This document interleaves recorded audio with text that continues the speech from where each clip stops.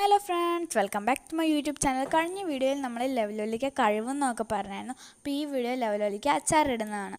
ആദ്യം തന്നെ നമ്മുടെ ലെവലോലിക്ക തിളപ്പിച്ച വെള്ളത്തിലിട്ട് ആറുമ്പോൾ ഊറ്റിയെടുക്കുക.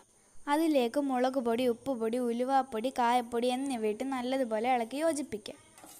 ഊറ്റിയ വെള്ളത്തോടെ നമ്മൾ കുറച്ചിട്ട് യോജിപ്പിക്കണം. അതിനുശേഷം അടുപ്പിലേക്ക് ചീനിച്ചട്ടി വെച്ചതിന് ശേഷം കടുക്, ഇഞ്ചി, വെളുത്തുള്ളി, കറിവേപ്പില എന്നിവയിട്ട് നല്ലതുപോലെ മൂപ്പിച്ചെടുക്കുക.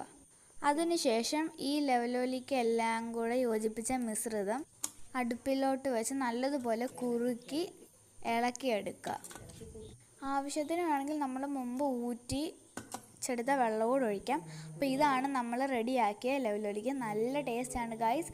ഇതുപോലെ കുറുകി വരണം. അപ്പോൾ എല്ലാവരും ഇതൊന്ന് ട്രൈ ചെയ്യേണ്ട സാധനമാണ്. നല്ല ടേസ്റ്റാണ്. നമുക്ക് കഞ്ഞിയുടെ കൂടെയൊക്കെ കുടിക്കാം ഗൈസ്. അപ്പോൾ ഇന്നത്തെ വീഡിയോ ഇത്രയേ ഉള്ളൂ. Bye bye, see U.